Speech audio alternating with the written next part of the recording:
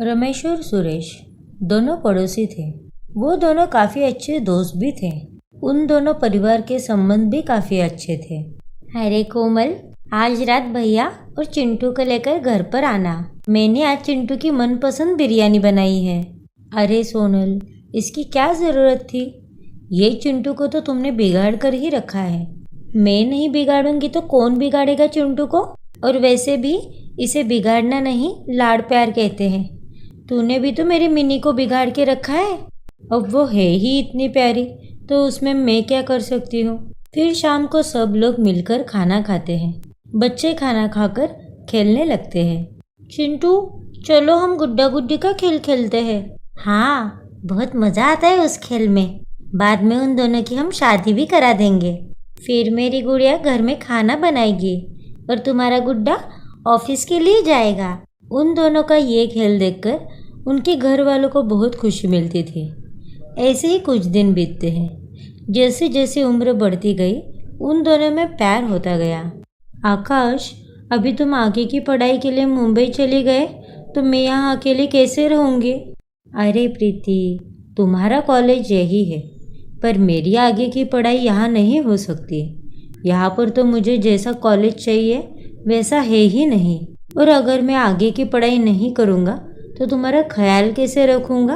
और तुम चिंता मत करो, मैं आऊँगा ना तुमसे मिलने। उन दोनों की बातें रमेश और सुरेश सुन लेते हैं। अरे पापा, आप यहाँ? हम दोनों तो बस बात ही कर रहे थे। ठीक है, अब घर चल के बात करते हैं। फिर वो चारों घर पर आते हैं। सोनल और कोमल भी वहाँ आती है। हमें तो पता ही नहीं था कि हमारे बच्चे इतने बड़े हो गए हैं। ये तो प्यार मोहब्बत की बातें करने लगे हैं। नहीं पापा, ऐसी बात नहीं है। हम लोग आपको बताने ही वाले थे। कब बताने वाले थे? ये आकाश मुंबई चले जाने के बाद? अरे इसने तो अभी तक हमें ये भी नहीं बताया कि ये मुंबई जाने वाला है। तुम्हें शर्म वरम है या नहीं? तुम्हें हमें एक बार भी बताते नहीं आया? उनके पापा की बातें सुनकर आकाश और प्रीति उदास होते हैं। अरे अब क्या बच्चों की जान लोगे क्या? थोड़ा तो फ्रीडम दो दोनों को। क्यों इतना डरा रहे उन दोनों को?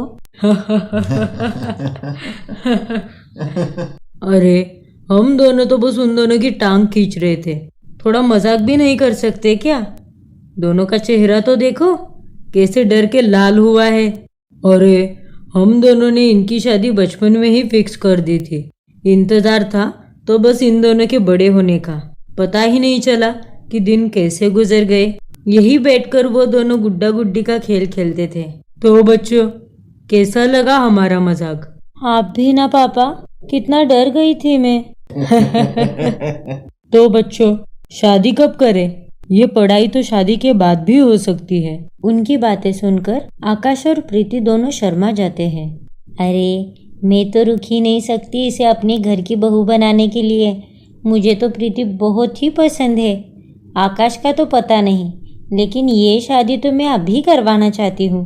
हाँ सोनल, आकाश जैसा दामाद तो मुझे ढूंढने पर भी नहीं मिलेगा। चलो भाई, सारे घर वाले राजी हैं। अब तुम दोनों का क्या कहना है? मैं भी तैयार हूँ पापा। सबकी बातें सुनकर प्रीति शर्मा जाती है और वो कुछ बोलती ही नहीं। तो देर किस बात की?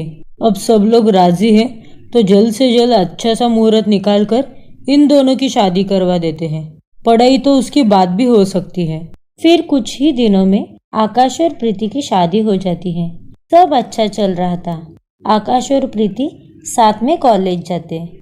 कुछ ही दिनों में उन दोनों के एग्जाम खत्म होते हैं और वो दोनों भी अच्छे मार्क्स से पास होते हैं। माँ, प्रीति, पापा, जल्दी बाहर आओ। अरे क्या हुआ बेटा, क्यों चिल्ला रहा है? अरे पापा, मेरे पास एक गुड न्यूज़ है। मेरा एडमिशन मुंबई की टॉप यूनिवर्सिटी में हो गया है। अरे वाह बेटा, ये तो बड़ी खुशी की बात है। हाँ पापा, ये मेरा ड्रीम कॉलेज है और आज मैं बहुत ज़्यादा खुश हूँ। आकाश की इस बात पर उसके घर वाले बहुत खुश होते हैं। फिर सब लोग आकाश को मुंबई भेजने की तैयारी में जुट जाते हैं। आखिर वो घड़ी आ ही गई। मुझे तुमसे 2 साल के लिए दूर रहना पड़ेगा। कैसे रहूँगी मैं तुम्हारे बगैर? अरे बुद्धू, मैं कौन सा दूसरे देश जा रहा हूँ? यही तो जा रहा हूँ मुंबई। तुम्हें भी आगे की पढ़ाई करनी है ना? और वैसे भी तुम्हारे पास यहाँ सब लोग हैं। लेकिन मैं तो वहाँ अकेला रहूँगा ना। हाँ वो तो है, लेकिन आप चिंता मत करो, हम आ जाएंगे आपसे मिलने। आप बस मन लगाकर पढ़ाई करना और जल्द वापस आ जाना। फिर आकाश अपने आगे की पढ़ाई करने मुंबई चला जाता है। आकाश रोज रात को प्रीति और उसके घर वालों से बात किया करता था। ऐसे ही कुछ दिन बीतते हैं। सब अच्छा चल रहा था। आकाश को जब भी छुट्टी होती थी तब वो अपने घर आके अपने माता पिता से मिलता था और प्रीति के साथ भी वक्त बिताता था। एक दिन आकाश की मुलाकात रिया नाम की लड़की से होती है। जैसे दिन गुजरते गए उन दोनों की दोस्ती प्यार में बदल गई और इधर आकाश की प्रीति से और उसके घर वालों से बात होना कम होता चला गया। हेलो आकाश, मेरा फोन क्यों नहीं उठा रहे तुम? कहाँ बिजी रहते हो आजकल? मेरा फोन नहीं उठाते, मम्मी पापा का भी फोन नहीं उठाते। वो लोग तुम्हारी कितनी चिंता करते हैं, कम से कम उन्हें तो फोन कर लिया करो। तो क्या अब मैं सारी पढ़ाई छोड़कर तुम लोगों से फोन पे बात करता रहूं? क्या हो गया है तुम्हें आकाश? ऐसे कैसे बात कर सकते हो तुम? देखो, मेरी कल से एग्ज़ाम है, तो अगले कुछ दिनों तक मुझे फ़ोन मत करना और मम्मी पापा को भी बता देना। यहाँ सब मुझे अकेले ही मैनेज करना पड़ता है। वहाँ सब लोग हैं तुम्हारा ख्याल रखने के लिए, लेकिन यहाँ पर मुझे अपना ख्याल खुद ही रखना पड़ता है। चलो, अभी मेरे पास टाइम नहीं है, पढ़ाई भी करनी है। और हाँ, अभी बार बार फ़ोन करके मुझे परेशान मत करना। इतना कहकर आकाश फ़ोन रख देता है। क्या हुआ आकाश? किसका फ़ोन था? अरे मेरी बीवी का फ़ोन था। क्या तुम्हें एक बीवी है? मुझे बताया भी नहीं। इतने दिनों से तुम मेरे साथ रह रहे हो, तुमने उसका एक बार भी जिक्र नहीं किया। तुमने मुझे धोखा दिया है आकाश। जा रही हूँ मैं तुम्हें छोड़कर। अरे नहीं रिया, प्लीज़ रुक जाओ, एक बार मेरी पूरी बात सुन लो। ये शादी मैंने अपनी मर्जी से नहीं की है। हमारे बीच ऐसा कुछ भी नहीं है। हमारे घर वालों की रिश्तेदारी की वजह से मुझे ये ज़बरदस्ती शादी करनी पड़ी। मैं उससे प्यार भी नहीं करता। अगर मुझे तुमसे छुपाना ही होता तो मैं अभी तुम्हें ये सब क्यों बताता? इतना कहकर आकाश रिया को मना लेता है। फिर रिया भी मान जाती है। दूसरी तरफ प्रीति आकाश के घर वालों का अपने माँ बाप जैसे ख्याल रखती थी। वो स्कूल में बच्चों को पढ़ाने भी जाती थी। उसने अपने घर, ससुराल और अपनी जॉब को अच्छे से संभाला था। पापा, कल आकाश का जन्मदिन है, तो क्यों ना हम वहाँ जाके उन्हें सरप्राइज दे?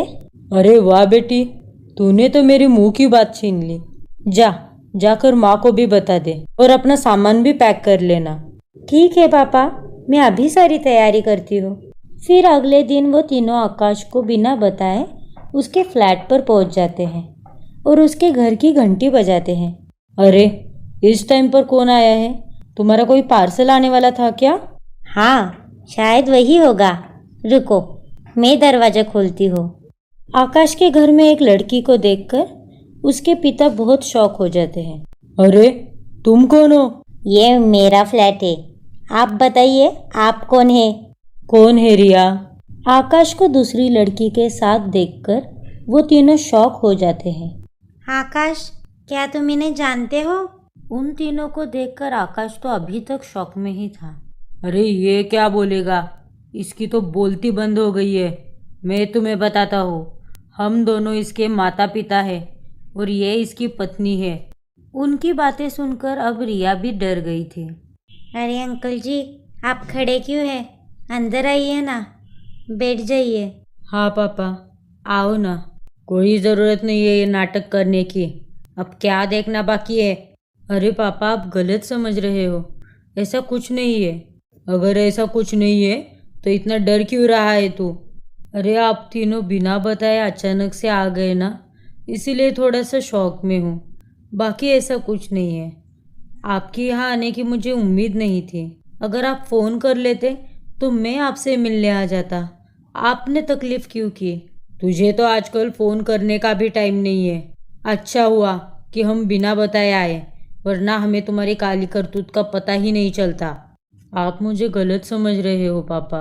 अभी अपनी आंखों से देखने के बाद भी तू मुझे बता रहा है कि मैं गलत समझ रहा हूँ। तुमने तो बेशर्मी की सारी हदें पार कर दी है। कौन है ये लड़की और ये यहाँ पे क्या कर रही है? पापा, ये रिया है, ये इसी का फ्लैट है। तो इतनी रात को तुम यहाँ पे इसके फ्लैट पे क्या कर रहे हो?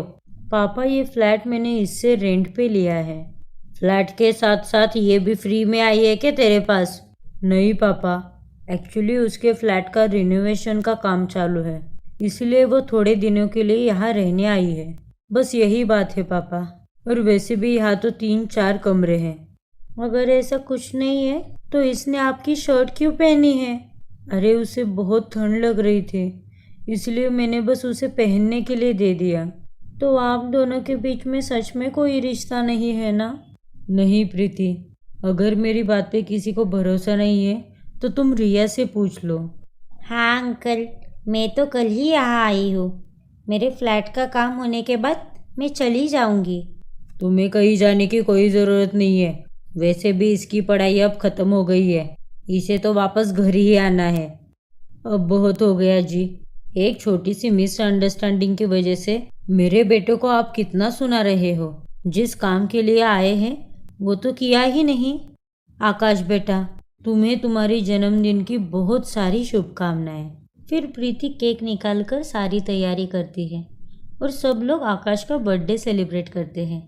Happy birthday to you, happy birthday to you, happy birthday to dear Aakash, happy birthday to you. फिर सब लोग केक और खाना खाते हैं। सब लोग सोने के बाद आकाश चुपके से रिया के पास आता है। इतना सब होने के बाद तुम यहाँ पे क्या कर रहे हो आकाश? आई एम रियली सॉरी रिया, मुझे पता नहीं था कि ये लोग ऐसे अचानक से आ जाएंगे। आई नो कि तुम मेरे साथ मेरा बर्थडे सेलिब्रेट करना चाहती थी, इसीलिए मैं तुम्हारे पास आया हूँ। मुझे तुमसे कोई बात नहीं करनी, निकल जाओ मेरे कमरे से। तुमने मुझसे झूठ बोला है कि तुम्हारी शादी जबरदस्ती हुई है। तुम्हारे घर वालों और बीवी को देखकर तो ऐसा नहीं लगा। तुम तो सभी लोगों से कितने प्यार से बात कर रहे थे और तुम्हारी पत्नी पे तो कुछ ज़्यादा ही प्यार आ रहा था। देखो रिया, मैं जानता हूँ कि मैंने तुमसे झूठ बोला है, लेकिन एक बात मैंने तुमसे सच कही है कि मैं तुमसे बहुत प्यार करता हूँ। मैं प्रीति को बचपन से जानता हूँ। मैंने दोस्ती को प्यार समझने की गलती की और उससे शादी कर ली, लेकिन यहाँ आने के बाद जब मैं तुमसे मिला तब मुझे समझ आया कि प्यार क्या होता है। तुम्हारे साथ मैंने जो वक्त बिताया वो सब मैंने पहले कभी महसूस नहीं किया। तुम्हारा साथ मुझे बहुत पसंद है रिया। तो क्या हम जिंदगी भर ऐसे ही मिलते रहेंगे चुप चुप के? अरे नहीं, मुझे थोड़ा टाइम दो। दोनों फैमिलीज इन्वॉल्व है। मैं जल्दी कुछ ना कुछ करता हूँ। अब जब मैं घर जाऊँगा तभी मैं मम्मी पापा से बात करता हूँ और प्रीति को भी तलाक दे दूँगा। फिर हम दोनों शादी कर लेंगे। अच्छा ठीक है बाबा, जल्दी से वो सब निपटा के मेरे पास आ जाओ। अब तो तुम्हारा मूड ठीक है ना? हाँ बाबा, अब मैं ठीक हूँ। तुमने अभी तक मुझे विश भी नहीं किया। I am sorry Akku, happy birthday. Riya के साथ बातें करते हुए आकाश को वही नींद लग जाती है। सुबह जब प्रीति उठती है तो देखती है कि पास में आकाश तो है ही नहीं, लेकिन उसका फ़ोन वहीं पड़ा होता है। फिर वो उसका फ़ोन देखने लगती है। उसके फ़ोन में वो रिया और आकाश की फ़ोटोज़ देखती है और उनके सारे मैसेजेस भी पढ़ती है। वो सब देखकर प्रीति को बहुत गुस्सा आता है और वो आकाश के माँ और पापा के पास आती है। पापा, इन्होंने कल हमसे झूठ बोला। ये देखिए उन दोनों के फ़ोटोज़ और मैसेजेस। ये आकाश ने तो बेशर्मी की सारी हदें पार कर दी है। घर में इतनी प्यारी बच्ची है और उसे छोड़कर उसे बाहर मुंह मारना है। कहाँ है वो? आकाश, आकाश। पापा, वो कमरे में नहीं है, पता नहीं कहाँ चले गए। अपने पापा की आवाज़ सुनकर आकाश हड़बड़ा के जग जाता है और वो रिया के कमरे से बाहर आता है। उसे रिया के कमरे से बाहर आता देख वो तीनों को बहुत ज़्यादा गुस्सा आता है और आकाश के पापा उसे थप्पड़ मारते हैं। तुम्हारी ये हिम्मत! प्रीति को धोखा देने के बारे में तुमने सोचा भी कैसे? शर्म आती है मुझे तुम्हें अपना बेटा कहने में। अरे नहीं पापा, मैं तो बस उसके कमरे में काम से गया था। कितना झूठ बोलोगे तुम आकाश? कल भी बार बार पूछने पर तुम झूठ ही बोलते रहे और आज भी तुम वही कर रहे हो। अरे नहीं प्रीति, मेरा विश्वास करो, मैं वहाँ अपनी किताबें लेने गया था। अच्छा, तो कहाँ है किताबें? मुझे शर्म आ रही है कि मैंने तुमसे प्यार किया आकाश। आप ही समझाओ ना माँ प्रीति को। बस आकाश, बहुत हुआ तुम्हारा नाटक। हमने तुम्हारे और रिया के सारे मैसेजेस और फोटोज देखी है, तो अब तुम्हें ये ड्रामा करने की कोई ज़रूरत नहीं है। तभी वहाँ पर रिया आती है। मुझे माफ़ कर दो माँ। अब माफ़ी मांगने से कुछ नहीं होगा आकाश। तुम अब यहाँ नहीं रह सकते। तुम्हें रिया और प्रीति में चुनना पड़ेगा। अगर तुम्हें प्रीति के साथ रहना है तो रिया को छोड़कर हमेशा के लिए वापस आना पड़ेगा, और अगर तुमने रिया को चुना तो मैं समझ लूँगा कि मेरा कोई बेटा था ही नहीं और तुम्हें जायदाद से बेदखल कर दूंगा। अब आगे तुम्हारी मर्जी। अपने पापा की बातें सुनकर आकाश दुविधा में पड़ जाता है। रिया भी सोचने लगती है। अंकल जी, मुझे माफ़ कर दीजिए। आकाश का घर तोड़ने का मेरा कोई इरादा नहीं था। ये सब मेरी गलती है। पापा, मुझे माफ़ कर दीजिए। मुझसे अनजाने में गलती हुई है। आगे से ऐसा नहीं होगा। मैं आपके साथ घर आने के लिए तैयार हूँ। फिर आकाश अपना सामान बांधकर सबके साथ घर वापस आता है। पहले कुछ दिन तो सभी लोग उससे बहुत गुस्सा थे, फिर बाद में सब ठीक होने लगता है। आकाश और प्रीति दोनों भी अब जॉब करते थे। धीरे धीरे वापस पहले जैसे होने लगता है। एक दिन आकाश को फ़ोन आता है। अरे, तुमने कॉल क्यों किया है? मैं अभी घर पर हूँ। अरे बाबा, मुझे तुम्हारी बहुत याद आ रही थी। तुम कब आओगे वापस? मैं भी तुम्हें बहुत मिस करता हूँ रिया, लेकिन अब मैं क्या करूँ? मुझे यहाँ मजबूरी में रहना पड़ रहा है। तुम्हें तो सब पता ही है। बस कुछ महीने और नाटक करना पड़ेगा। एक बार सारी जायदाद अपने नाम कर दूँ तो कोई टेंशन ही नहीं रहेगी। हम अपनी ज़िंदगी आराम से गुजार सकते हैं। और हाँ, अभी तुम मुझे फ़ोन मत करना।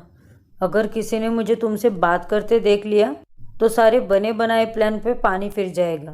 तभी उसे कुछ गिरने की आवाज़ आती है। वो पीछे मुड़कर देखता है तो वहाँ प्रीति खड़ी होती है।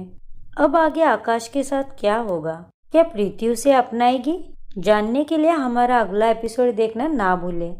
और अगर आपने हमारा चैनल सब्सक्राइब नहीं किया है तो अभी सब्सक्राइब कीजिए और बेल आइकॉन दबाना ना भूलें।